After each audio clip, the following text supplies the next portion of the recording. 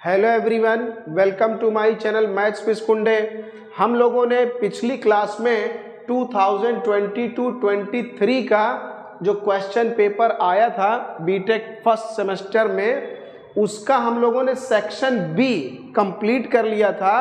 तो आज की क्लास में उसी पेपर को आगे हम कंटिन्यू करेंगे और उसका सेक्शन सी कंप्लीट करेंगे। अभी यहाँ पर हमने क्वेश्चन 3 और 4 नोट करा है, उसके आगे हम लोग धीरे धीरे और भी पूरे क्वेश्चन इसका पूरा कंप्लीट सॉल्यूशन देखेंगे।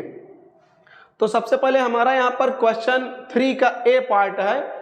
क्वेश्चन नंबर 3 में भी 2 पार्ट है, 4 में भी 2 पार्ट है, 5, 6, 7 इस तरह सेक्शन सी में 7 तक है, सब में 2-2 पार्ट है और इसमें से केवल आपको एक ही करना है। 3 में से एक करना है, 4 में से एक करना है, 5, 6, 7 सब में से एक एक पार्ट ही करना होगा। तो जो आपको अच्छा लगे, जो आपको अच्छे तरीके से समझ में आ जाए, जिसको आप जल्दी कर पाएँ वो आप करिए, लेकिन हम आपको कंप्लीट पूरा सॉल्यूशन बताएंगे हर क्वेश्चन का, आप जो चॉइस कर लीजिए।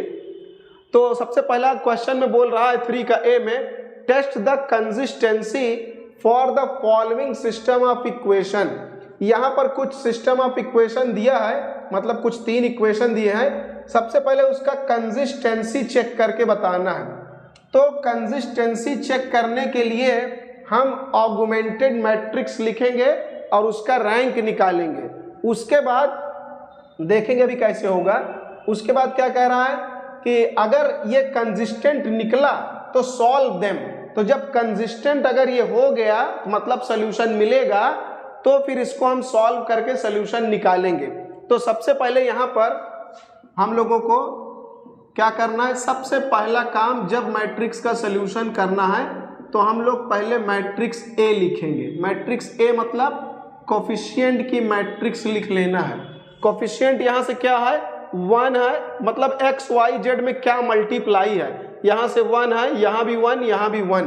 तो पहला मैट्रिक्स, पहला रो जो है मैट्रिक्स का, ये पहले इक्वेशन से फिर यहाँ से 1, 2, 3, यहाँ कुछ नहीं है तो 1 होगा, 1, 2, 3 और यहाँ से 1, 4, 7, 1, 4, 7 इस तरह से ये लिख लेंगे।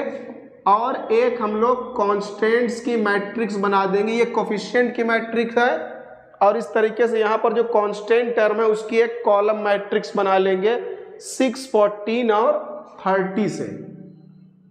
इसको हमेशा एक कॉलम बनाकर ही लिखना है।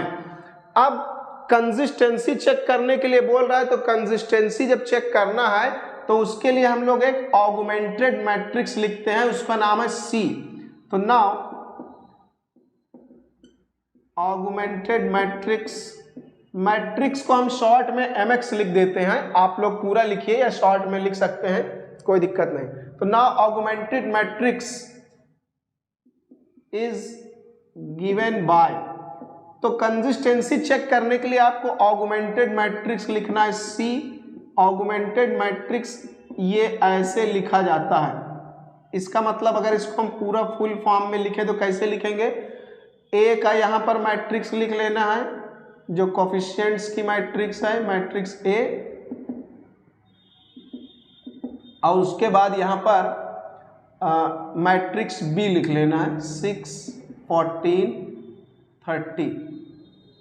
आप चाहे तो यहाँ पर ऐसे एक पार्टीशन ऐसा बना सकते हैं। ये ऑगमेंटेड मैट्रिक्स हमारी सी है। तो सबसे पहले इसे हम इक्वलन फॉर्म में चेंज करेंगे। जो ऑपरेशन यहाँ पर कोफिशिएंट मैट्रिक्स पर लगाया जाएगा, सेम ऑपरेशन यहाँ पर जो कॉलम मैट्रिक्स बी से बनाई गई है उस पर भी लगेगा।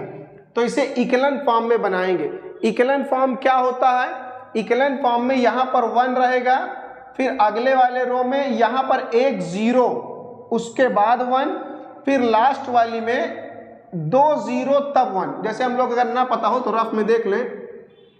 इक्वलन फॉर्म बनाने के लिए क्या करते हैं, पहले 1, उसके बाद और क्या लिखा है कोई मतलब नहीं, उसके बाद फिर अगली रो में एक 0 के बाद 1, फिर आगे चाहे जो लिखा हो, फिर अगली रो में 2 0, उसके बाद 1, फिर आगे चाहे जो लिखिए, फिर इसी तरीके से अगले वाले में 3 0, उसके बाद 1, फिर चाहे जो लिखिए एंड सो ऑन। तो इस तरीके के फॉर्म में इसको हम रिड्यूस करेंगे, उसी को हम इक्वलन फॉर्म कहते हैं। तो कैसे इसको रिड्यूस करा जाएगा, इसके लिए हम ऑपरेशन लगाएंगे। हमारा टारगेट है यहाँ पर एक 0 बनाना और यहाँ पर 2 0 बनाना, तो यहाँ एक 0 बनाएंगे और यहाँ 2 0 जैसा वहाँ पर लिखा हुआ है। तो हम लोग यहाँ पर अप्लाई करेंगे कुछ ऑपरेशंस, बहुत आसान है। Applying R2 is replaced by R2 minus R1। इसका क्या मतलब है, मतलब R2 ये रो 1 है, ये रो 2 है, ये रो 3। R2 मतलब रो 2, R1 मतलब रो 1। रो 2 में से रो 1 को माइनस करेंगे और लिखेंगे कहाँ, R2 की जगह पर लिखेंगे। तो R1 को तो हम कुछ नहीं कर रहे हैं, R1 को हम वैसे ही अपना लिख देंगे, इसमें कोई दिक्कत नहीं है। ये R1 हमने लिख दिया। अब R2 में से R1 माइनस करें, ये R2 में से R1, तो 1 में से 1 गया 0, 2 में से 1 गया तो यहाँ पर 1, फिर 3 में से 1 गया 2, 14 में से 6 जाएगा 8। और यहाँ भी हमें यहाँ 2 0, यहाँ तो एक 0 बन गया, यहाँ नीचे 2 0 बनाना है, तो लगे हाथ इसका भी ऑपरेशन बना दिया जाए। R3 की जगह लिखेंगे R3 माइनस R1, तो यहाँ पर R3 माइनस R1 लिखेंगे, R3 माइनस R1। तो R3 में से R1 घटाएंगे और लिखेंगे हम R1 की जगह पर ही। तो लिखते हैं ये 1 में से ये R3 माइनस R1, 1 में से 1 गया 0, 4 में से 1 गया 3, 7 में से 1 गया 6 और 30 में से 6 चला जाएगा तो 24। तो इस तरीके से हमने ये बना लिया। अब ये वाला हम देख रहे हैं कि ये 3 के टेबल से पूरा कट जा रहा है। अगर ये 3 के टेबल से कट जा रहा है तो इसको हम 3 के टेबल से काट ले रहे हैं। अगर पूरा कटे तभी काटना चाहिए, ऐसा हम लोग यहाँ पर ऑपरेशन लगाएंगे। तो अब हम करेंगे R3 is replaced by R3 by 3। R3 में हम 3 से डिवाइड करने जा रहे हैं, तो यहाँ पर 1 1 1 एंड 6, और उसी तरीके से यहाँ पर इसमें तो कुछ कर नहीं रहे, ये हमारा वैसे ही नोट हो जाएगा। इसमें पूरे में 3 का डिवाइड हो रहा है तो कर देते हैं, तो 3 1 जा 3, 3 2 जा 6 और यहाँ पर 3 8 जा 24। हमारा टारगेट है कि यहाँ पर एक 0 और होना चाहिए, क्योंकि यहाँ पर 1 फिर 0 के बाद 1 फिर डबल 0 के बाद 1। तो अभी R3 में एक लास्ट ऑपरेशन और लगा दें, काम हो जाएगा। R3 माइनस R2, तो R3 में से R2 माइनस, भाई R1 को तो हम कुछ कर नहीं रहे हैं तो उसको हम वैसे का वैसा ही लिख देंगे, और R1 और R2 को भी हम कुछ नहीं कर रहे हैं तो वो भी वैसे ही लिख दिया जाएगा। लेकिन R3 की जगह पर R2 माइनस R1, तो R2 माइनस R1 0, 1 में से 1 गया 0, 2 में से 2 गया 0, 8 में से 8 गया 0, तो ये पूरा 0 हो गया। तो पूरा 0 हो गया तब भी हमें कोई घबराने की बात नहीं है।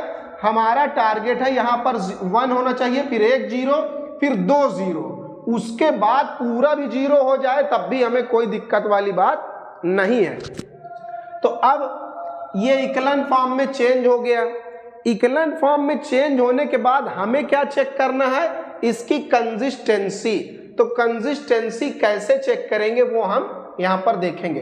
तो उसके लिए जो हमारा रैंक ऑफ मैट्रिक्स ए है और रैंक ऑफ मैट्रिक्स सी बराबर होना चाहिए।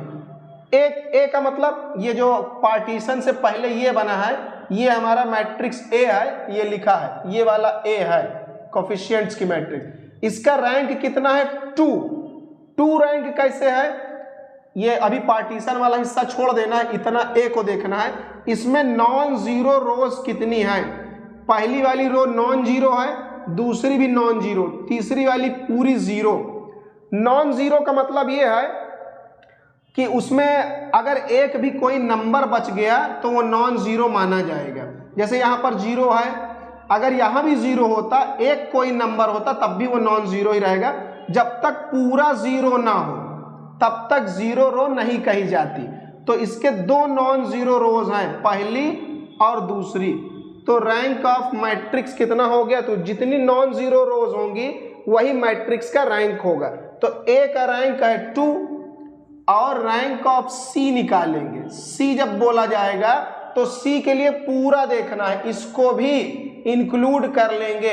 तो यहां भी वही बात है, पूरा देखेंगे तो इसमें भी एक और दो नॉन जीरो रोज इसमें भी हैं। भाई सी ए के लिए केवल इतना देखना है और सी के लिए पूरा, तो सी में भी 2 नॉन जीरो रोज हैं। इसका मतलब कि जब रैंक ऑफ ए और रैंक ऑफ सी जब ये दोनों बराबर हो जाते हैं तभी हमारा मैट्रिक्स कंसिस्टेंट होता है, मतलब ये जो गिवन सिस्टम है वो कंसिस्टेंस होगा। तो इसका मतलब जो है हम कह सकते हैं कि सिस्टम इज कंसिस्टेंट। तो ये कंफर्म हो गया कि पूछ रहा था ना कि कंसिस्टेंट है या नहीं, तो कंसिस्टेंट ये है, तो इसका सल्यूशन मिलेगा। अब सवाल यह है कितना सल्यूशन मिलेगा, तो वो हमें देखना है। तो हियर यहाँ पर जो हमारा रैंक ऑफ ए है वो कितना है 2 और n मतलब मैट्रिक्स का ऑर्डर कितना है 3।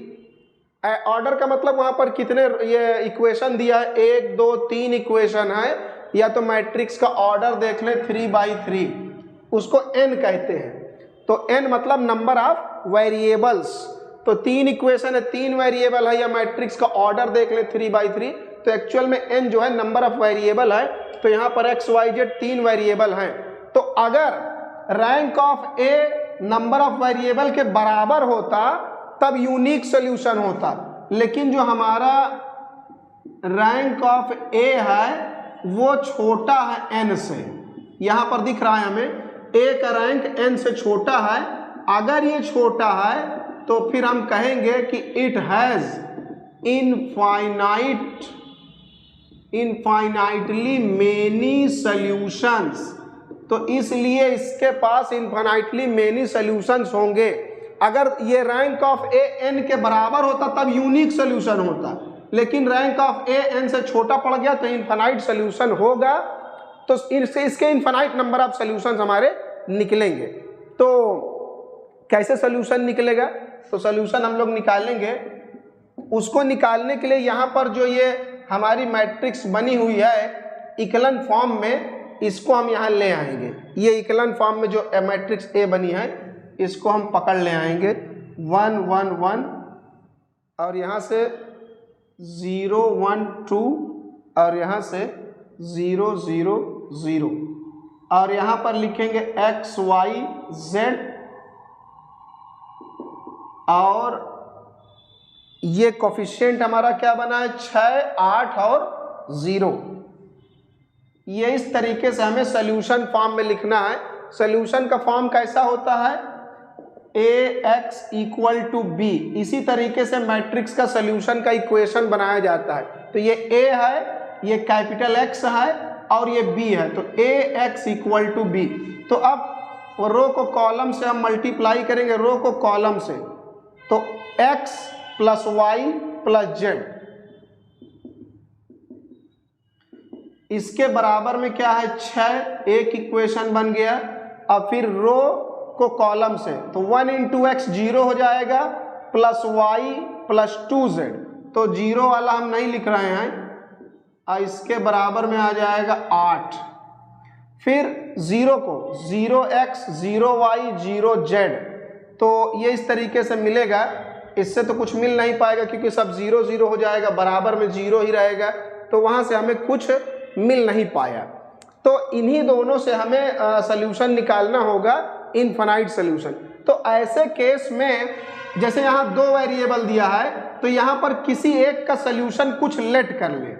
जैसे हम लेट कर ले कि z = k, हमने मान लिया कि z का सॉल्यूशन हमें मिल गया, मान लिया हमने k अपने से मान लिया। सो फ्रॉम इक्वेशन 2, तो इसी इक्वेशन में हमने z की जगह सॉल्यूशन माना है k है, इसके इनफाइनाइटली मेनी सॉल्यूशन मिलेंगे, कोई न्यूमेरिकल वैल्यू आपको नहीं मिल पाएगी। तो यहाँ z की जगह पर हम k लिखेंगे क्योंकि उसी को हम सॉल्यूशन मान रहे हैं। तो यहाँ से y = आ जाएगा 8 - 2k, तो सारी वैल्यूज आपको k के फॉर्म में ही मिलेंगी, और k जैसे जैसे अलग अलग वैल्यूज लेगा वैसे वैसे आपको y z की अलग अलग वैल्यूज मिलेगी। उसी तरह अब हमने z और y को k के टर्म्स में निकाल लिया है, तो इसको उठाकर इक्वेशन 1 में पुट करेंगे। तो now from equation 1 we get, equation 1 में y की जगह हम लिखेंगे, क्या लिखेंगे, 8 माइनस 2k प्लस z की जगह हम लिखेंगे k इज इक्वल टू 6। तो यहाँ से इसको सॉल्व करा जाएगा तो ये आ जाएगा माइनस 2k प्लस 1k, तो minus 1k is equal to 6 and ये उधर जाएगा तो ये हमारा बन जाएगा k उस साइड जाएगा तो प्लस का k बनेगा, 6 में से 8 जाएगा माइनस का 2। तो इस तरीके से हमने ये निकाला x is equal to k minus 2, y is equal to 8 minus 2k and z is equal to k। तो अब k की जगह जैसे हम इसके इनफाइनाइट सोल्यूशन मिलेंगे तो k जैसे जैसे अलग अलग वैल्यूज लेगा उसी तरह x y z की आपको डिफरेंट वैल्यूज मिलेंगी। जैसे मान लीजिए k की जगह हमने 0 लिया, यहाँ जब 0 पुट करेंगे तो यहाँ भी 0 पुट करेंगे, यहाँ 0 पुट करेंगे, तो k जब 0 लेगा तो अलग सोल्यूशन आएगा, जब k की जगह 1 रखेंगे सब जगह तीनों में तो अलग सोल्यूशन आएगा। तो ऐसे करके डिफरेंट सोल्यूशंस, बहुत ढेर सारे इनफाइनाइट नंबर ऑफ सोल्यूशन मिलेंगे। तो यहाँ x y z k के टर्म्स में ही आंसर आपको मिल पाएगा। उसके बाद 3 का b वाला पार्ट है, इसमें से आप कोई एक करिए, चाहे a करिए चाहे b, तो कोई दिक्कत नहीं है। 3 का b इसमें बोल रहा है find the eigen values and corresponding eigen vectors of the matrix. यहाँ एक मैट्रिक्स गिवन है, पहले इसका हमें आइगन वैल्यू मतलब लैम्डा निकालना है और उसके करस्पॉन्डिंग आइगन वेक्टर निकालना है। ये बड़ा इंपॉर्टेंट है, अगर ये आप प्रैक्टिस कर लें तो ये अक्सर हर साल ही लगभग आता है। तो ये एक 7 नंबर का आपका पक्का हो जाएगा और इसमें करना भी कुछ नहीं है, केवल कैलकुलेशन सीख लेना है और बार बार फिर वही करना है, क्योंकि प्रोसीजर इसमें सेम है, कभी चेंज होना नहीं है, उसी प्रोसीजर से होगा। तो सबसे पहले इसका हम आइगन वैल्यू निकालेंगे। आइगन वैल्यू निकालने बिना आइगन वेक्टर पता ही नहीं चलेगा। तो इस तरह के क्वेश्चन में सबसे पहले लिखा जाता है इसका कैरेक्टरिस्टिक इक्वेशन। सबसे पहले हम इसका कैरेक्टरिस्टिक इक्वेशन लिखेंगे, characteristic equation of matrix A is, matrix को हम शॉर्ट में mx लिख दे रहे हैं, आप लोग चाहे तो पूरा लिखिए। तो सबसे पहले यहाँ पर characteristic equation of matrix A is given by, किसी भी मैट्रिक्स का कैरेक्टरिस्टिक इक्वेशन बनाने के लिए आपको एक डिटर्मिनेंट बनाना है और इसके डायगोनल पर लैम्डा माइनस कर देना है। तो लैम्डा माइनस करेंगे केवल डायगोनल के एलिमेंट पर, 2 minus lambda, 3 minus lambda, -2 minus lambda, ये, और यहाँ से बाकी सब अपनी जगह पर वैसे ही रहेंगे, उसमें आपको कोई चेंज नहीं करना है। बस इस डिटर्मिनेंट को आप सॉल्व कर लीजिए, उसके बाद आपको एक इक्वेशन मिलेगा, उसे हम कैरेक्टरिस्टिक पॉलिनोमियल कहते हैं। तो ये हो जाएगा फर्स्ट वाला प्लस में, फिर माइनस में और फिर प्लस में, जैसे डिटर्मिनेंट एक्सपेंड करते हैं वैसा ही। तो यहाँ पर आ जाएगा हमारा 2 माइनस लैम्डा। जब इसको पकड़ेंगे हम लोग तो इसके सामने का कॉलम और ये रो कैंसिल हो जाएगा, तो ये इससे मल्टीप्लाई होगा, 3 माइनस लैम्डा -2 माइनस लैम्डा, उसके बाद माइनस लगाएंगे, फिर ये इससे मल्टीप्लाई होगा, तो प्लस माइनस, माइनस का 4, तो यहाँ माइनस पहले से लिखा है तो +4, फिर यहाँ पर 1 को लेना है माइनस में, माइनस का 1। अब जब इसको लेंगे तो इसके सामने का कॉलम और रो छोड़ देंगे, तो ये इससे मल्टीप्लाई होगा, ये इससे मल्टीप्लाई होगा, हम डायरेक्ट कर दे रहे हैं, माइनस का 4 एंड -2 लैम्डा, 2 इसमें मल्टीप्लाई हो जाएगा, और फिर ये इसमें होगा। तो जब ये वाला इसमें होगा यहाँ पर, तो माइनस लगाकर, पहले यहाँ माइनस लगाएंगे, इससे मल्टीप्लाई करा, फिर माइनस लगाया, फिर यहाँ पर ये इससे मल्टीप्लाई होगा, तो माइनस का 4 आएगा, माइनस पहले से लगा है तो +4, उसके बाद यहाँ पर 1 के करस्पॉन्डिंग एक्सपेंशन करेंगे, +1। तो यहाँ पर 1 को जब लेंगे तो इसके सामने का कॉलम और रो छोड़ दिया जाएगा, ये इससे मल्टीप्लाई होगा -2, फिर उसके बाद माइनस लगाएंगे तो ये माइनस और माइनस प्लस हो जाएगा 3 माइनस लैम्डा इक्वल्स टू 0। अब इसको सिंप्लीफाई करना है और एक क्यूबिक इक्वेशन बनेगा। क्यों बनेगा क्यूबिक? क्योंकि ये 3/3 का है इसलिए क्यूबिक बनेगा। अगर 2/2 का होता तो क्वाड्रेटिक बनता एंड सो ऑन। जो ऑर्डर रहेगा उतने ही डिग्री का बनेगा। ये मल्टीप्लाई होगा इससे पहले ब्रैकेट के अंदर, तो ये आ जाएगा -6 एंड -3 लैम्डा एंड ये माइनस माइनस प्लस का 2 लैम्डा और माइनस माइनस प्लस का लैम्डा स्क्वायर प्लस 4। यहाँ पर ये और ये कैंसिल हो जाएगा, माइनस माइनस प्लस का 2 लैम्डा और ये क्या आ जाएगा यहाँ से, ये हमारा बचेगा माइनस का लैम्डा एंड ये सॉल्व होगा तो प्लस का 1 इक्वल टू 0। ये इसी में लिख ले रहे हैं, जगह है हमारे पास ये, तो यहाँ से इसको हमने हटा दिया। तो अभी ब्रैकेट के अंदर सॉल्व हो जाएगा। पहले लैम्डा स्क्वायर वाला हमने लिखा, फिर उसके बाद ये इन दोनों को लिखेंगे, इन दोनों को सॉल्व करेंगे तो यहाँ से आएगा माइनस का 1 लैम्डा माइनस का 6 प्लस 4 माइनस का 2 एंड ये 2 में से 1 जाएगा तो प्लस का 1 लैम्डा प्लस 1 इक्वल टू 0। फिर इसे मल्टीप्लाई करना होगा, क्यूबिक इक्वेशन बनाना है हमें तो ये करना ही होगा। तो मल्टीप्लाई करेंगे तो 2 लैम्डा स्क्वायर माइनस का 2 लैम्डा माइनस का 4। पहले हमने 2 से करा, अब माइनस लैम्डा से करेंगे तो माइनस माइनस प्लस का लैम्डा क्यूब माइनस ये यहाँ पर माइनस प्लस ये माइनस का आएगा माइनस लैम्डा क्यूब और माइनस माइनस प्लस का लैम्डा स्क्वायर एंड प्लस का 2 लैम्डा प्लस 1 इक्वल टू 0। तो पहले क्यूब वाला लिखेंगे माइनस लैम्डा क्यूब, फिर स्क्वायर वाला 2 लैम्डा स्क्वायर और 1 लैम्डा स्क्वायर तो आ जाएगा 3 लैम्डा स्क्वायर माइनस 2 लैम्डा और यहाँ से माइनस प्लस 2 लैम्डा कैंसिल, यहाँ से बचेगा प्लस लैम्डा और नंबर वाला क्या बचा हमारे पास माइनस का 4 प्लस का 1 माइनस का 3 इक्वल टू 0। पूरे में हम क्या करते हैं माइनस का मल्टीप्लाई कर देंगे पूरे होल इक्वेशन में। तो जब पूरे इक्वेशन में माइनस का मल्टीप्लाई करेंगे तो ये माइनस वाला प्लस हो जाएगा और प्लस वाला माइनस हो जाएगा। ऐसा करने से जो सबसे हाईयर पावर वाला है वो प्लस में आ जाएगा तो स्टैंडर्ड इक्वेशन ये बन जाएगा। तो अब लैम्डा क्यूब है तो इसका मतलब 3 इसके रूट्स निकलेंगे। तो बड़ी यहाँ पर खुशी वाली बात है कि हम लोगों का यहाँ पर कॉमन लेने से ही फैक्टर बन जाएगा। इन दोनों में अगर हम कॉमन ले लें लैम्डा स्क्वायर तो लैम्डा -3 बनेगा और यहाँ से -1 कॉमन लेंगे तो लैम्डा -3। ये बड़ी अच्छी बात है, कभी कभी ऐसा बन जाता है, नहीं तो फिर हिट एंड ट्रायल मेथड से लैम्डा बराबर 1 2 पुट कर करके एक फैक्टर निकालते हैं, फिर डिवाइड करना होता है तो लंबा समय लेता है। फिलहाल ये आ गया, बड़ी अच्छी बात है।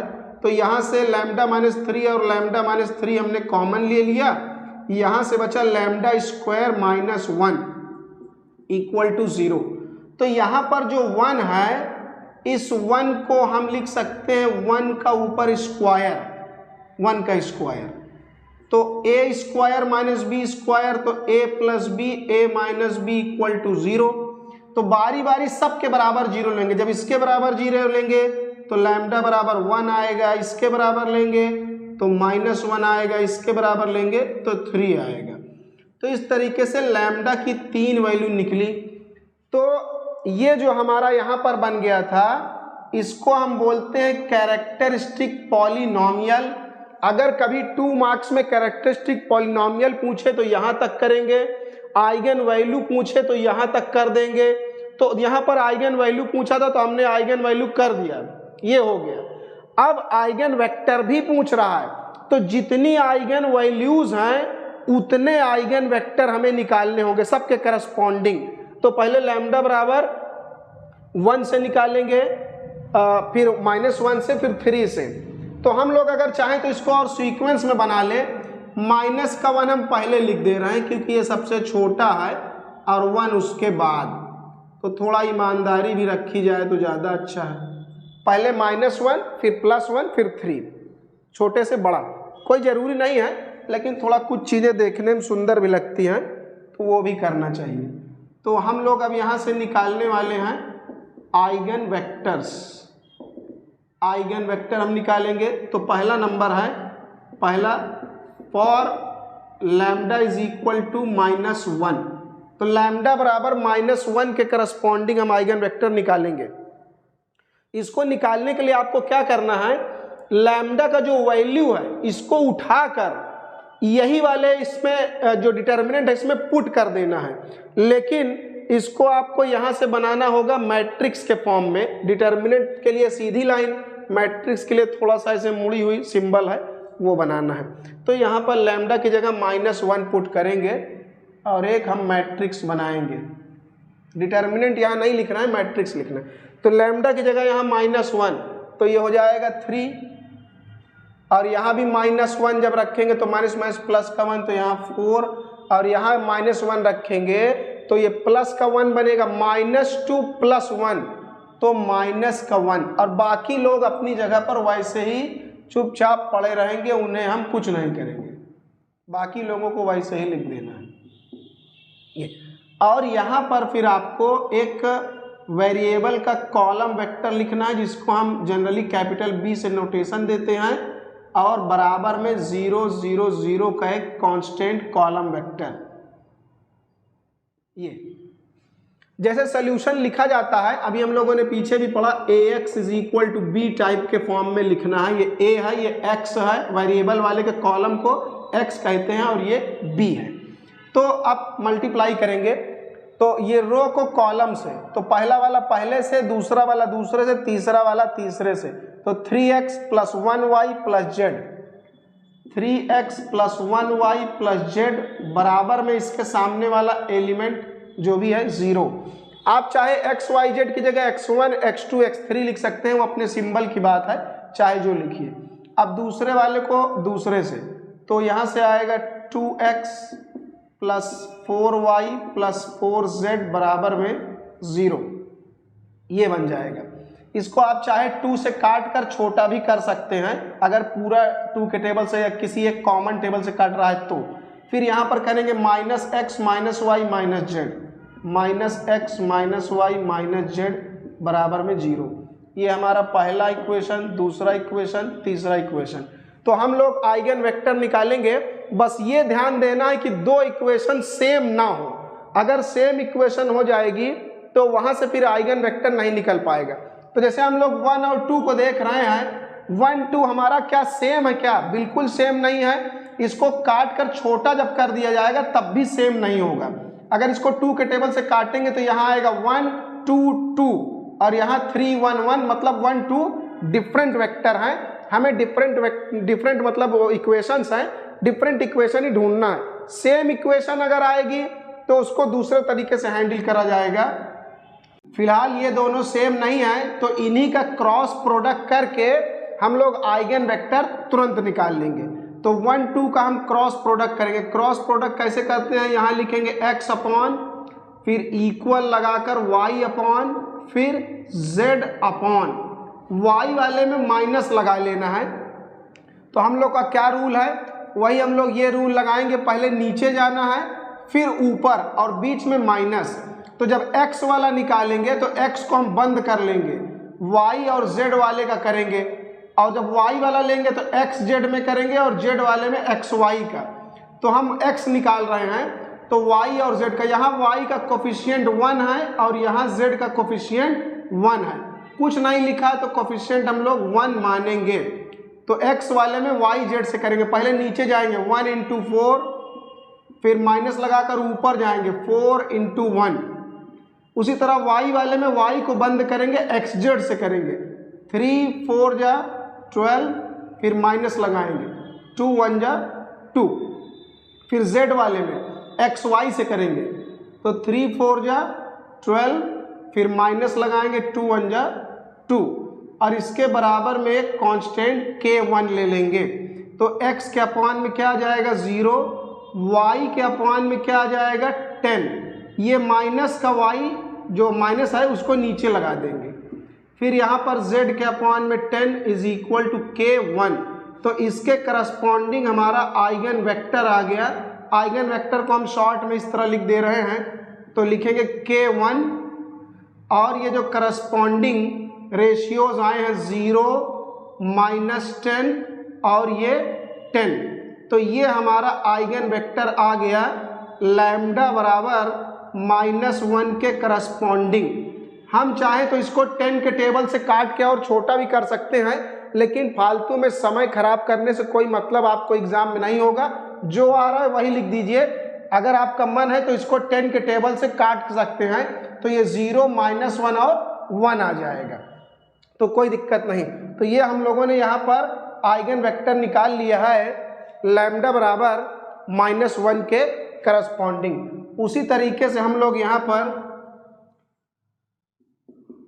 For lambda is equal to 1 निकालेंगे 1 के करस्पॉन्डिंग, तो 1 रख देना है इसी वाले इक्वेशन में। यहाँ पर मतलब वैसे ही बनाना है जैसे हम लोगों ने -1 के लिए बनाया।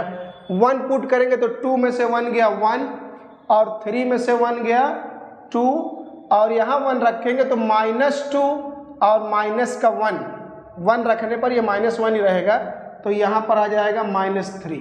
बाकी सब लोग अपनी जगह पर वैसे के वैसे ही पड़े रहेंगे और उसमें कोई चेंज नहीं करना है। और यहाँ पर भी x, y, z और इक्वल में 0। 0 का मतलब वही 0 वेक्टर पूरा लिखेंगे, अगर तो ऐसे लिखेंगे और ऐसे ही लिखना भी चाहिए। तो ये क्रॉस प्रोडक्ट करेंगे रो का कॉलम से, तो x, y, z equal to 0। उसी तरह यहाँ दूसरा वाला दूसरा वाला कॉलम को दूसरे रो को दूसरे मतलब कॉलम से करेंगे, तो 2 1 जा 2x plus 2y plus 4z, 2x plus 2y plus 4z इसके बराबर में भी 0, और यहाँ से -x -y -3z इसके बराबर में भी 0। तो यहाँ पर हम देख रहे हैं यहाँ पर भी 2 इक्वेशन हम लोग ले रहे हैं, चाहे जो ले ले 1 2 2 3 डिफरेंट होना चाहिए बस। तो हम लोग देख रहे हैं यहाँ पे 1 1 1 कोफिशिएंट है, इसको 2 के टेबल से हम लोग छोटा भी कर सकते हैं काट के। तो ये काटेंगे तो बनेगा यहाँ से 1, यहाँ 1 और यहाँ 2, अगर 2 के टेबल से काटा जाएगा तो यहाँ 1 1 2 है, यहाँ 1 1 1, मतलब दोनों डिफरेंट हैं, नीचे वाले भी डिफरेंट हैं। तो डिफरेंट वेक्टर होने चाहिए, तो हम इन्हीं दोनों को ले रहे हैं फर्स्ट और सेकंड को, और यहाँ से हम लोग निकालेंगे उसी तरीके से क्रॉस प्रोडक्ट करके eigen vector x upon y upon z upon y वाले माइनस, तो यहाँ पर x वाले में हम y और z का करेंगे। चाहे तो इसको आप 2 से काटिए चाहे ना काटिए, काटेंगे तो आपका फालतू में समय खराब होगा और 1 लाइन 2 लाइन और लिखना पड़ेगा, तो कोई दिक्कत नहीं, वैसे ही कर देंगे। तो यहाँ से यहाँ पर कोफिशिएंट सबका 1 1 1 है, तो x वाले में y z से करेंगे 1 × 4, फिर माइनस लगाएंगे 2 × 1, फिर y वाले में x और z का 1 × 4 2 × 1, तो यहाँ से 4 यह जाएगा 4 1 जा 4 और 2 1 जा 2, फिर z वाले में x और y से 2 1 जा 2 और ये भी 2 1 जा 2 आएगा। इसके बराबर में कोई दूसरा कांस्टेंट हम k2 मान लेते हैं, तो ये x के अपॉन में क्या आ जाएगा 2 और y के अपॉन में यहाँ पर आएगा 2, तो ये हम 2 को नीचे लगा देंगे, मतलब माइनस को नीचे लगा देंगे, यहाँ से आएगा 2 और ये माइनस हम नीचे लगा देंगे, और z के अपॉन में 0 इज इक्वल टू k2, तो इसके करस्पॉन्डिंग आइगन वेक्टर आ जाएगा हमारा, यहाँ पर पहले लिखेंगे हम k2, उसके बाद 2 -2 और 0, ये है 2 -2 और 0, तो ये आइगन वेक्टर हमारा आ गया लैम्डा बराबर 1 के करस्पॉन्डिंग। हाँ, तो अब हमने थोड़ा सा यहाँ जगह बना लिया है लैम्डा बराबर 3 के करस्पॉन्डिंग आइगन वेक्टर निकालने के लिए। तो for lambda is equal to 3, इसके करस्पॉन्डिंग एक वेक्टर हम लोग निकाल लेंगे। -1 का हो गया 1 का, अब 3 के अबाउट, तो यहाँ पर वैसे ही यहाँ 3 लिखेंगे, तो यहाँ पर 2 - 3 तो आ जाएगा -1, और यहाँ 3 माइनस 3 0 और यहाँ पर 3 रखना है, तो -2 और यहाँ 3 रखेंगे तो -3 बन जाएगा, तो माइनस का 5 और बाकी सब लोग अपनी जगह पर वैसे ही 1 1 और 2 4 -1 -1 ये सब अपनी जगह पर रहेंगे। अब बिल्कुल वैसे ही बार बार करना है, तो इसीलिए हम कह रहे हैं कि यही वाला क्वेश्चन आप लोग अटेम्प्ट करने का ज़्यादा प्रयास करें, क्योंकि इस क्वेश्चन में एक बार जो प्रोसीजर आप सीख लेंगे तो वहीं से करना है। क्वेश्चन कुछ भी हो लेकिन करना यही है, तो ये आराम से आप लोग कर लेंगे और ये लगभग हर साल ही आता रहता है। तो बिल्कुल ऐसे ही ये रो को कॉलम से करेंगे, पहला वाला पहले से, दूसरा वाला दूसरे से, तीसरा वाला तीसरे से। माइनस का 1x प्लस 1y और प्लस 1z, सबका यहाँ कोफिशिएंट 1 1 1 है, इसका -1 है x का, अब बराबर में 0। उसी तरह यहाँ से 2x 0y 4z, 2x 0y और 4z बराबर में 0।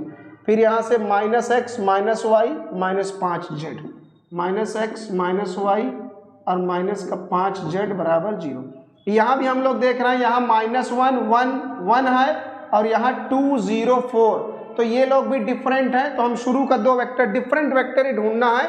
अगर सेम वेक्टर होगा तो उसके लिए फिर दूसरा तरीका है। तो बिल्कुल ऐसे ही यहाँ पर क्रॉस प्रोडक्ट करेंगे, x अपॉन फिर y अपॉन और z अपॉन, यहाँ माइनस लगाना है, तो x वाला y z से निकलेगा, तो 1 × 4, तो 4 1 जा 4 और 0 × 1, तो 0 आएगा, 4 - 0।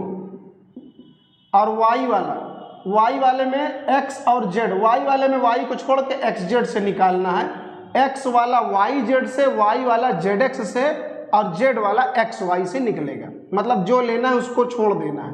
तो y वाला तो y छोड़ देंगे, तो -1 × 4 -4, फिर माइनस लगाएंगे, 2 1 जा 2 और फिर z वाला x और y से, -1 × 0 तो 0 आएगा, फिर माइनस लगाएंगे, 2 1 जा 2। इसके बराबर में कोई तीसरा कांस्टेंट हम k3 ले रहे हैं, तो यहाँ से ये बन जाएगा x अपॉन 4 और y अपॉन में यहाँ से आएगा -6 और ऊपर का माइनस कट जाएगा तो प्लस का 6 और z अपॉन -2 बराबर में k3। इसको चाहे तो आप 2 के टेबल से काट के रिड्यूस कर लीजिए या ना करिए, करेंगे तो तब भी अच्छा है, नहीं करेंगे तो समय आपका बचेगा, करेंगे तो एक लाइन और लिखना पड़ेगा। चाहे तो काट दीजिए, यहाँ से 2 यहाँ से 3 और -1, तो 2 3 -1 2 3 -1, तो ये आइगन वेक्टर हमारा आ गया लैम्डा बराबर 3 के करस्पॉन्डिंग। तो इस तरह हमने रिक्वायर्ड तीनों आइगन वैल्यूज और तीनों आइगन वेक्टर हमने आपको निकाल कर दिखा दिया है। उसके बाद 4 का ए वाला है, इसमें ट्रेस द कर्व, यहाँ पर एक कर्व का इक्वेशन गिवन है, इसको ट्रेस करना है। ट्रेस मतलब ग्राफ बनाना है, तो इसको हम बहुत बढ़िया एकदम विधि विधान से आपको बताएंगे। एक बार अगर अच्छे से आप इस इक्वेशन को समझ लेंगे तो आप किसी भी इक्वेशन का ग्राफ आराम से बना लेंगे, कोई दिक्कत नहीं होगी। सबसे कम समय लेने वाला, सबसे खास बात इसकी ये है, अगर ट्रेस वाला आप सीख जाते हैं तो ये सबसे कम समय लेगा और 7 नंबर आपको तुरंत तत्काल दिला देगा। तो ट्रेस द कर्व वाले के लिए आपको हम एक चीज बताएंगे, ये आपको याद रखना है एक ट्रिक तरीके से, सोप आर, ये आप ये याद रखिए। ये क्या होता है अभी हम बताते हैं। जब कभी ट्रेस द कर्व तो आप याद करिए सोप आर। सोप आर का मतलब क्या है? एस का मतलब होता है साइमेट्री और ओ का मतलब होता है यहाँ पर ओरिजिन, आर का मतलब होता है पॉइंट ऑफ इंटरसेक्शन और आर का मतलब रीजन। तो ये 4 चीज़ें आपको पता लगानी होंगी और ग्राफ आराम से बन जाएगा। एक एक करके हम आपको बताएंगे और तुरंत आप समझते भी जाएंगे कैसे ग्राफ इसका बनेगा।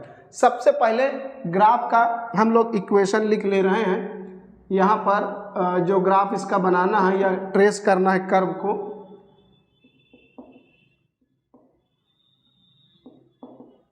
ये हमें गिवन है।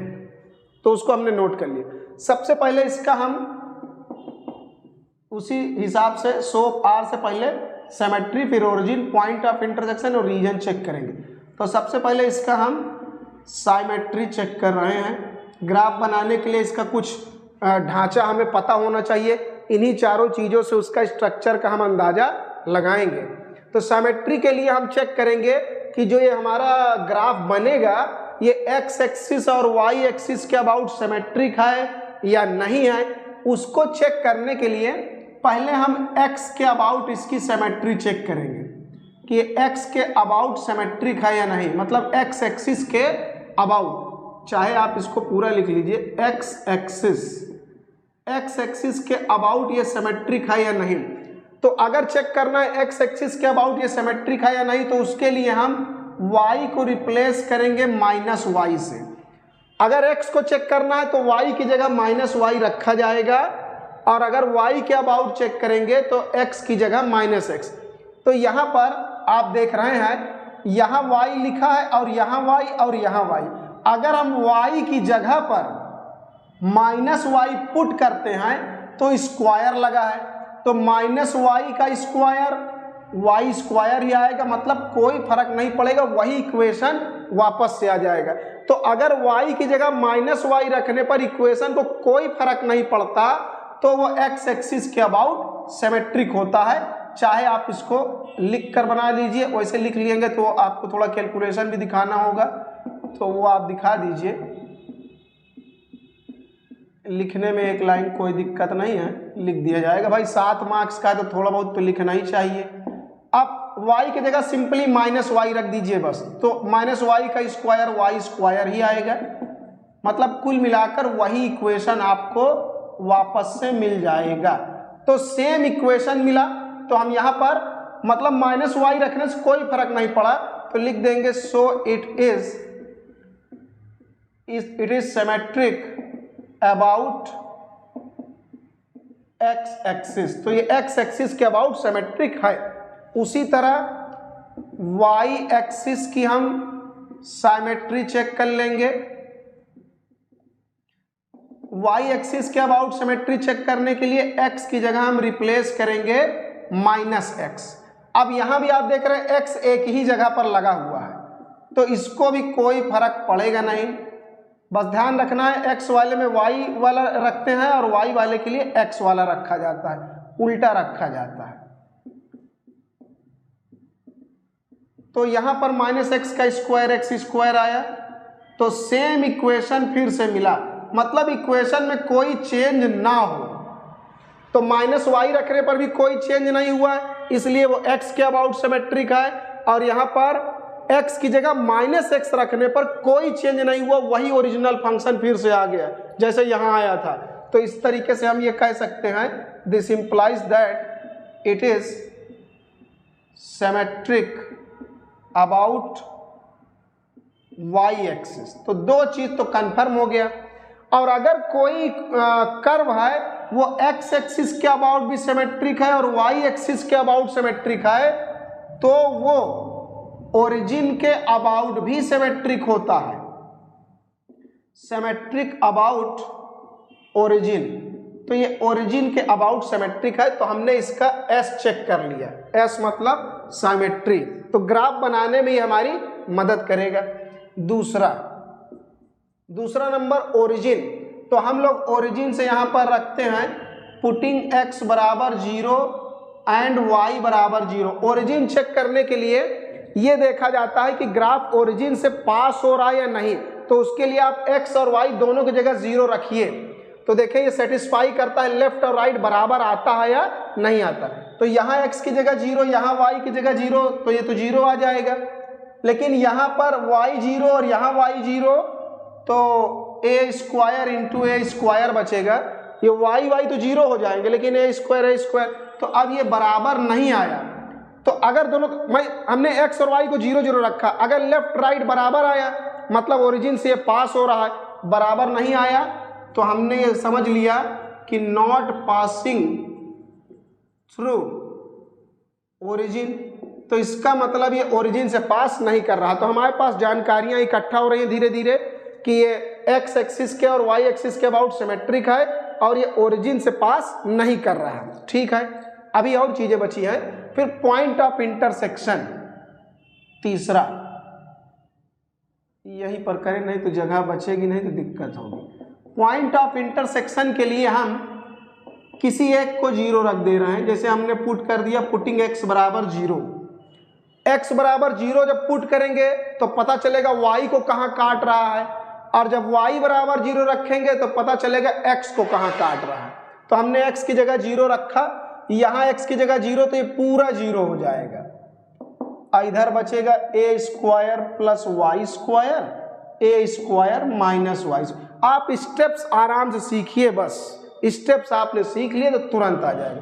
तो एक बार इसके बराबर जीरो लेंगे तो वाई स्क्वायर प्लस ए स्क्वायर बराबर जीरो, तो वाई स्क्वायर बराबर माइनस ए स्क्वायर। तो यहाँ से रियल रूट हमें मिल नहीं पाएंगे, क्योंकि जब अंडर रूट लेंगे तो नेगेटिव में, तो इसको हम छोड़ दे रहे हैं। तो यहाँ से ए स्क्वायर माइनस वाई स्क्वायर बराबर जीरो, तो वाई स्क्वायर बराबर ए स्क्वायर, तो वाई बराबर प्लस माइनस का ए। इसका मतलब ये वाई एक्सिस को प्लस माइनस ए दूरी पर काटता है जब एक्स का वैल्यू जीरो रहता है तब। तीन चीज हम लोग को पता चल गया। चौथा रीजन, इसमें घबराने की बात नहीं, बस आप स्टेप्स देखिए और समझिए। लिखने में ढेर सारा लग रहा है, लेकिन एक बार आप समझ जाएंगे तो फिर किसी भी ग्राफ को आप तुरंत बना लेंगे। थोड़ा सा समझने की देरी है बस। फिर आर की जगह पर रीजन, रीजन कैसे निकालें? इस इक्वेशन से हम किसी एक को एक तरफ कर ले रहे हैं। जैसे हमने एक वेरिएबल एक तरफ एक्स स्क्वायर इधर कर लिया और बाकी सब हम दूसरी तरफ कर दे रहे हैं, ये दूसरे साइड हमने कर दिया। तो अब हम लोग यहाँ पर देख रहे हैं कि x हमारा जीरो है और y हमारा a है। तो ये तो हम लोग को पता है कि जब x जीरो होगा तो y प्लस माइनस a होगा, प्लस a ऊपर और माइनस a नीचे। यहाँ तक जानकारी मिल गई। और हम यहाँ पर देख रहे हैं कि अगर हम y की वैल्यू को जीरो की तरफ ले जाएं, क्योंकि नीचे वाला नंबर जैसे ही जीरो होगा वैसे ही x हमारा कहाँ पहुँच जाएगा? इन्फिनिटी पर। क्योंकि किसी भी नंबर को जब जीरो से डिवाइड करेंगे तो ये आंसर क्या आएगा? इन्फिनिटी आएगा। इसका मतलब जैसे जैसे y की वैल्यू जीरो की ओर बढ़ेगी वैसे वैसे x हमारा इन्फिनिटी की तरफ बढ़ेगा। जब यहाँ पर अगर जीरो पुट कर देंगे तो ये पूरा इन्फिनाइट हो जाएगा। इसकी ये किसके बराबर है? x के बराबर, मतलब x इन्फिनाइट की तरफ अप्रोच करेगा। इतनी जानकारियों से हम ग्राफ बनाने के लिए तैयार हैं। तो कैसे ग्राफ बनेगा? बस ग्राफ बनाना ही है, इसी को कर्व ट्रेसिंग कहते हैं। ये x है, ये y है। तो देखते हैं हम लोग यहाँ पर, चाहे यहाँ शुरू कर लीजिए। जैसे हम लोग यहाँ देख रहे हैं पॉइंट ऑफ इंटरसेक्शन, हमें पता है कि जब x की वैल्यू जीरो है तो x का वैल्यू जब यहाँ पर जीरो हमने पुट किया तो y बराबर क्या मिला? y बराबर a मिला और y बराबर माइनस a। तो y बराबर a, तो y बराबर a दूरी पर मान लेते हैं कि a इतना दूर है, तो y बराबर a डिस्टेंस पर हम आ गए।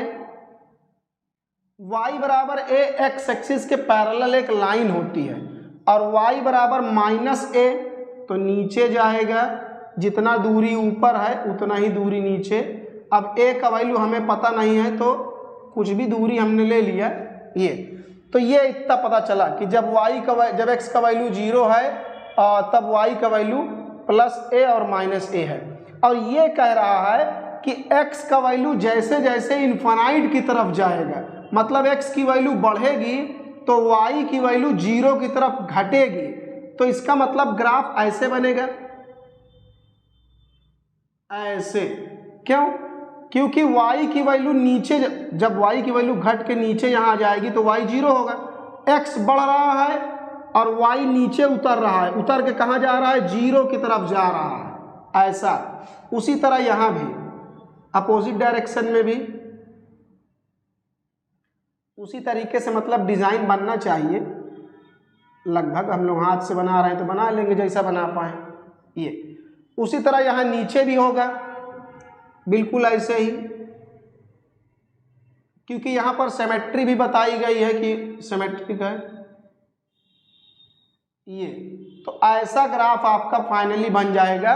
तो ये एक्स एक्सिस के अबाउट सिमेट्रिक है, वाई एक्स एक्सिस के अबाउट। अगर एक्स एक्सिस के ऊपर देखें और नीचे देखें तो सेम डिजाइन है, इसलिए ये हमारा एक्स एक्सिस के अबाउट सिमेट्रिक है। वाई एक्सिस के अबाउट सिमेट्रिक है, जब वाई एक्सिस के लेफ्ट और राइट में देखेंगे तो सेम डिजाइन है। अब हाथ से बना है तो थोड़ा सा फर्क आपको दिख सकता है, लेकिन बनेगा इसे। तो इधर और इधर का हिस्सा उधर का हिस्सा बराबर है, तो वाई एक्सिस के अबाउट भी ये ओरिजिन मतलब क्या है, सिमेट्रिक है। और ये ओरिजिन से पास नहीं कर रहा है। ग्राफ हमारा जो बनाया हमने, ये ग्राफ बनाया, ये ओरिजिन से होकर नहीं जा रहा है। तो चारों बातों को ये अपने अंदर लपेट कर बैठाया हुआ है।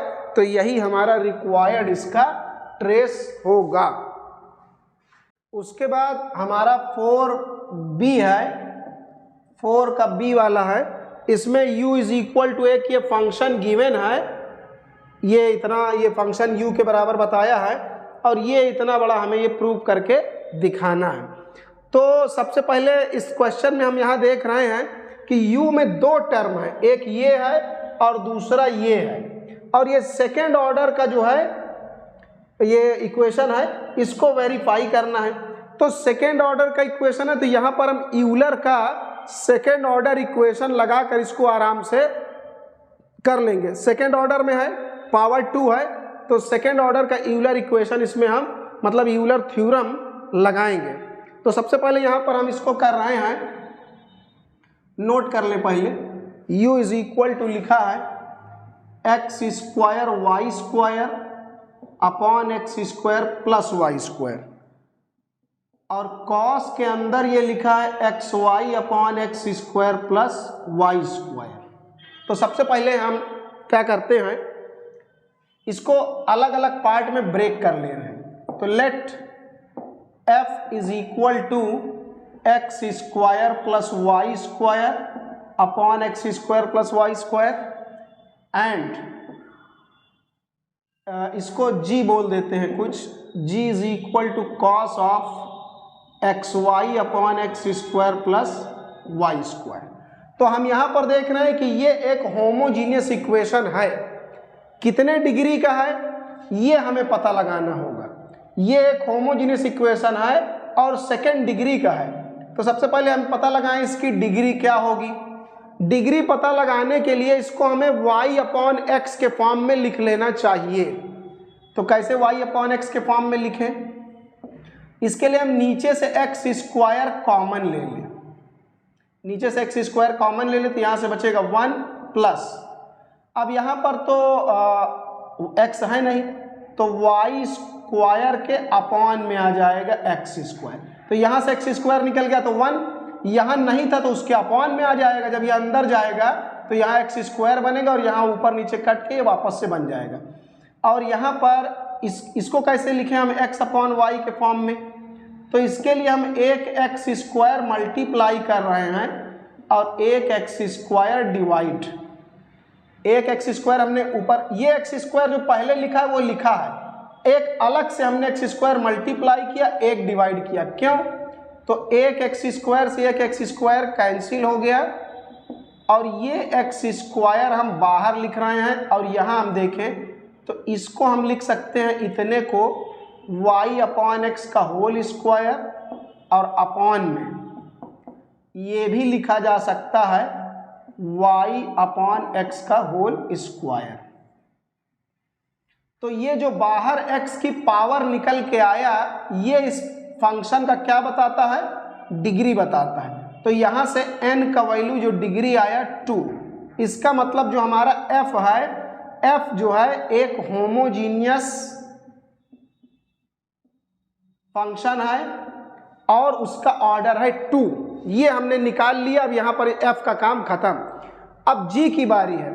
g cos के अंदर लिखा हो। अब cos के अंदर चाहे जो लिखा हो, cos अपने आप में एक रेशियो तो है। cos कैसे निकलता है, बेस अपॉन हाइपोटेनस से। तो कुछ भी आएगा वो एक नंबर आएगा और नंबर का डिग्री जो है 0 होता है। तो कुल मिलाकर cos के अंदर या ट्रिग्नोमेट्री के अंदर है तो उसका डिग्री 0 होगा। तो ये भी एक होमोजीनियस इक्वेशन है और इसका ऑर्डर यानी n बराबर क्या है, 0। और ये भी एक होमोजीनियस इक्वेशन है। तो g और f के बारे में हमने जानकारी कर ली, डिग्री निकाल लिया और दोनों होमोजीनियस है, उसी तरह इसकी डिग्री और ये भी होमोजीनियस, दो बातें हमें पता चल गई। Also u is equal to, इसको हमने f माना है, यहाँ पर हमने f अज्यूम किया है और इतने पूरे को हमने g अज्यूम किया, तो यहाँ पर हम f लिख दें और यहाँ पर g लिख दें।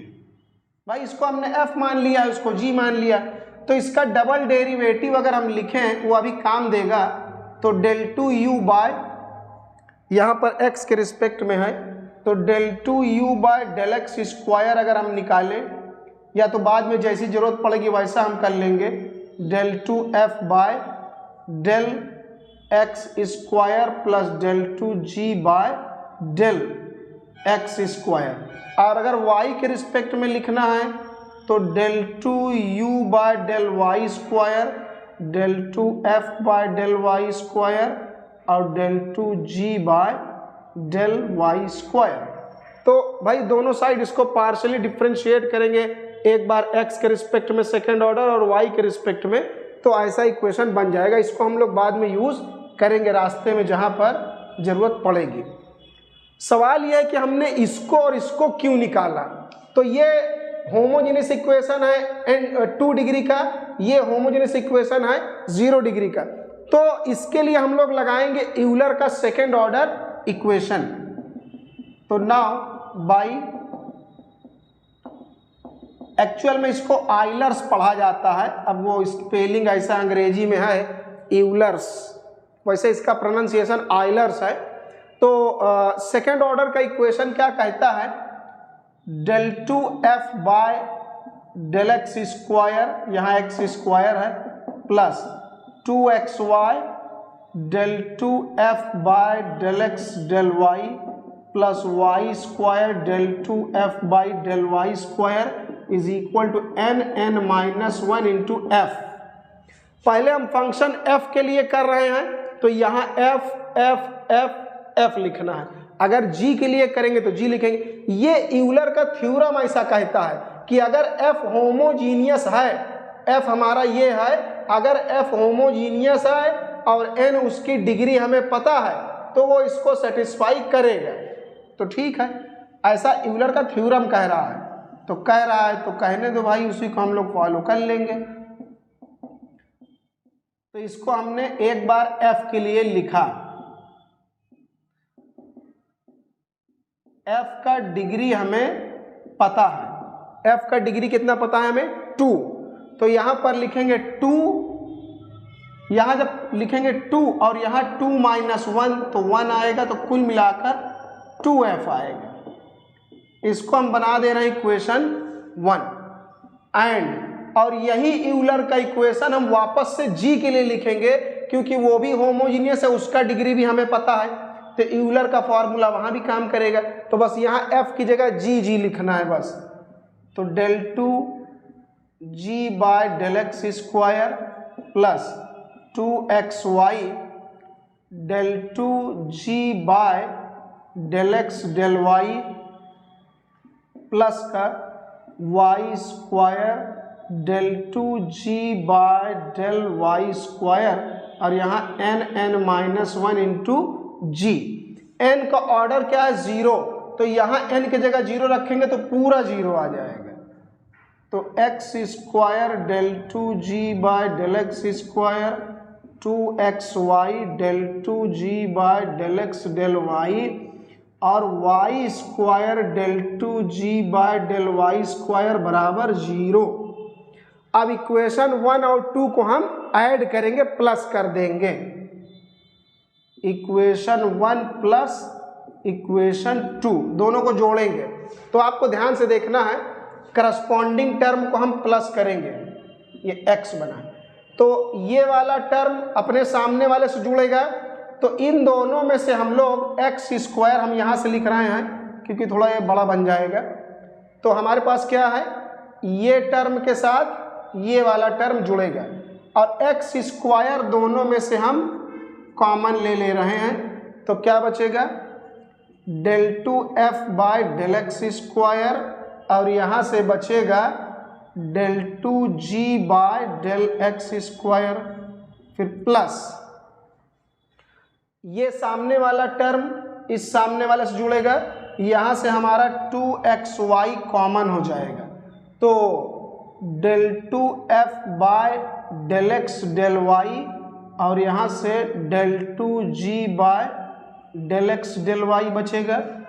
उसी तरीके से ये वाला टर्म इस वाले से जुड़ेगा तो वाई स्क्वायर कॉमन हो जाएगा, तो यहाँ से बचेगा del two F by del Y square और यहाँ से del two G by del Y square और यहाँ से 2f प्लस 0, 2f और 0 जोड़ेंगे तो 2f ही आएगा। अब यहाँ पर हम लोग ऐसे भी समझ सकते हैं, चाहे इसका हम यूज़ करें चाहे ना करें, लेकिन ये हमने करके बताया कि इसके दोनों के सम के बराबर क्या है, del two U by del X square, तो इसको हटाकर हम यहाँ पर del two U by del X square रख देंगे। उसी तरह इसको हटाकर यहाँ पर हम ये रख देंगे और ये इसी तरीके से आप निकालेंगे तो ये आ जाएगा। चाहे आप ये सब निकालिए, इसको आपका मन है निकालिए या ना निकालिए, ये आप कैलकुलेट करिए ना करिए कोई बात नहीं। कैसे समझ में आएगा, जैसे यहाँ से हम second order del two F by del X square अगर हम कॉमन ले लें del two by del X square, तो ब्रैकेट में बचेगा एफ प्लस जी और एफ प्लस जी किसके बराबर है, यू के बराबर है। एफ प्लस जी को यू के बराबर यहाँ पर ये बताया गया है। जैसे यहाँ पर हम देखें, अगर हम कॉमन ले लें del two by del X square तो यहाँ से एफ बचेगा, यहाँ से जी, तो अगर हम लोग यहाँ से कॉमन लेंगे तो ब्रैकेट में एफ प्लस जी बचेगा, तो यहाँ पर डेल टू यू हो जाएगा प्लस उसी तरीके से यहाँ भी है del two by del X del Y को अगर हम बाहर ले लें तो ब्रैकेट में f और यहाँ से g बचेगा, तो f प्लस जी की जगह पर u यहाँ भी आ जाएगा, del two U by del X del Y, क्योंकि ये डेल है, ये ऑपरेटर है, ये अंदर जाएगा तो f पर होगा फिर g पर होगा। उसी तरीके से यहाँ पर del two by del Y square अगर हम बाहर ले आए तो ब्रैकेट में f प्लस जी बचेगा।